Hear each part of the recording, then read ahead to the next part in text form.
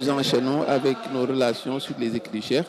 Hier, nous avions montré la transition qu'il y a entre ce qui a motivé le départ des disciples à Sarsara au nom de cet amour incommensurable pour le cher, cet amour qui est un critère déterminant par rapport au statut de mouride et de mouride sincère.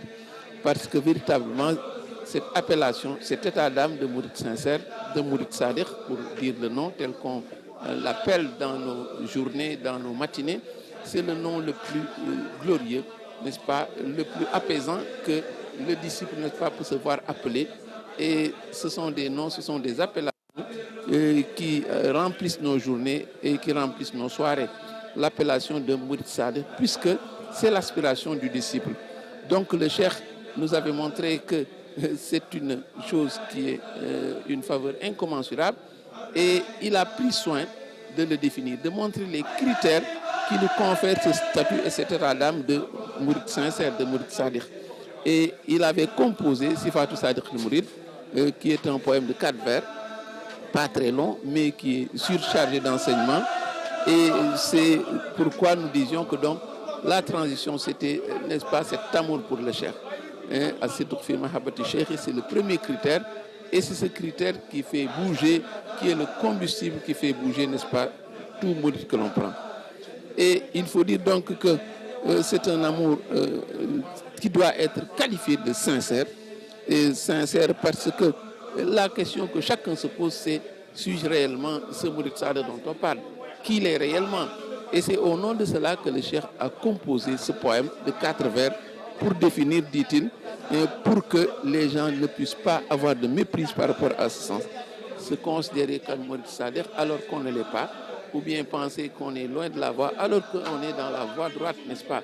Donc c'est pourquoi le cheikh a pris le parti, n'est-ce pas, de nous convoquer, de nous composer ce poème et pour satisfaire cette préoccupation, pour éclairer la lanterne des uns et des autres.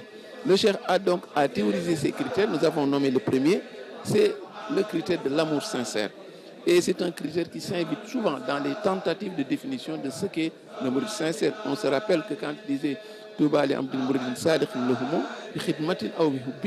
avait-il dit, par le travail, mais également par l'amour. L'amour sincère vient toujours s'inviter dans les critères d'appréciation du mourid sincère. Et c'est pourquoi le cheikh, n'est-ce pas, l'a convoqué, c'est le premier critère, la sincérité dans l'amour du maître spirituel. Le premier palier, donc, c'est un critère, n'est-ce pas, incontournable. Et le cheikh lui-même a donné le ton. Lui-même a donné le ton parce que il avait dit que cet amour pour le prophète a fait mourir en lui tout autre amour, a éteint à lui l'amour des biens, l'amour de la famille et l'amour de la progéniture. Et on sait que c'est cet amour pour le prophète qui a été le combustible qui l'a fait mouvoir en toutes circonstances, toute sa vie durant. S'il a vécu toutes ces exactions, c'est au nom de cet amour pour le prophète qu'il a déclaré haut et fort. Donc, le principe de l'amour, mais c'est un principe qu'il a vécu et il a vécu intensément. Et c'est pour l'exemple que lui-même, n'est-ce pas, a déclaré que cet amour pour le prophète a éteint en lui, n'est-ce pas, l'amour des biens, l'amour de la famille et même l'amour de la progéniture. Avait-il dit.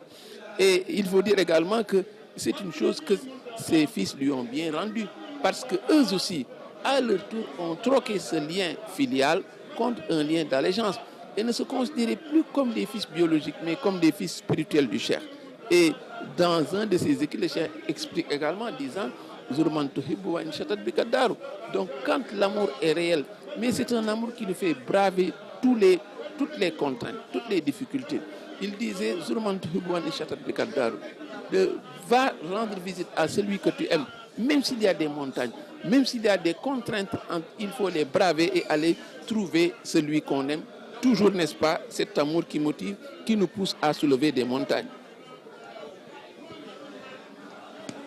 Le deuxième critère ou deuxième condition, c'est respecter scrupuleusement ses recommandations et éviter ses interdits. C'est également un critère qui permet d'identifier un mourid digne de ce nom. un aspirant sincère, mais c'est celui qui respecte scrupuleusement les recommandations et évite les interdits.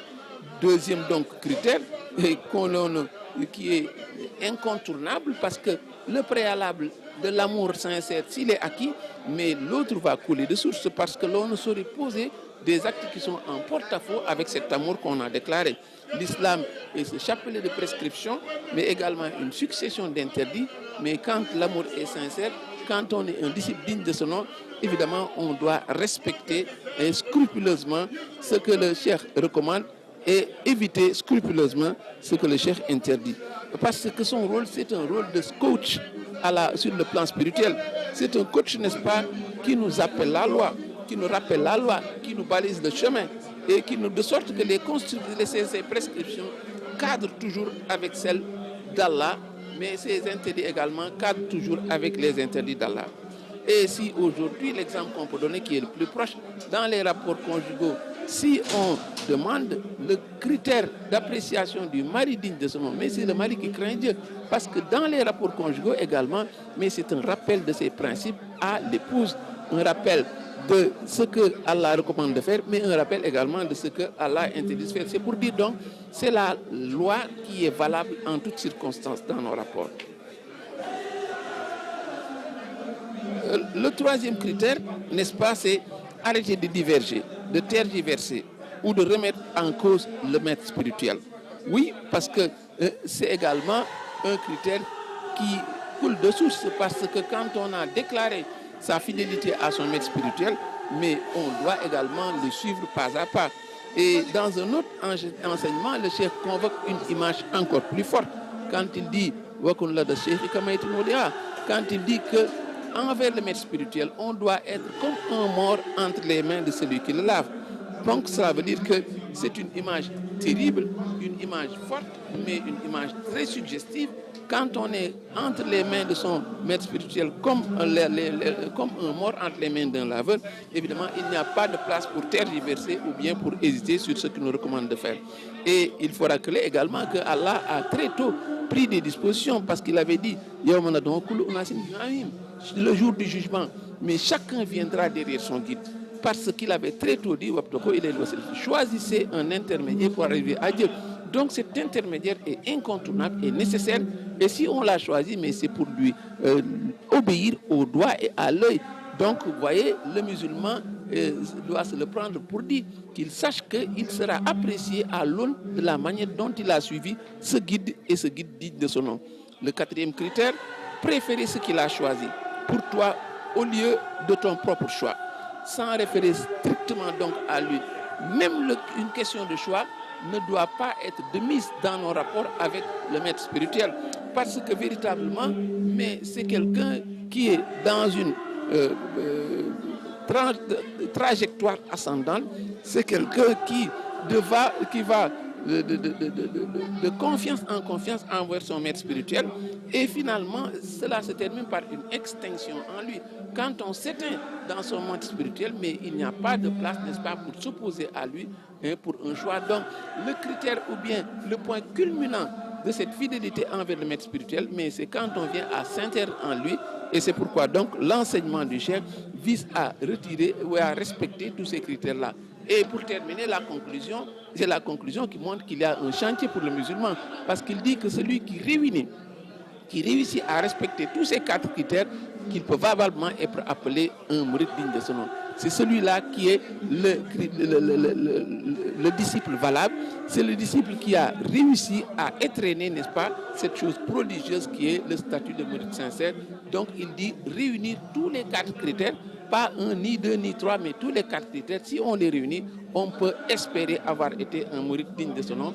Voilà donc pour Sifat Sadiq al-Mourid, nous avions à cœur de vous le présenter parce que ce sont des critères qui nous permettent de calibrer, de nous voir en mourid digne de ce nom, en disciple sincère.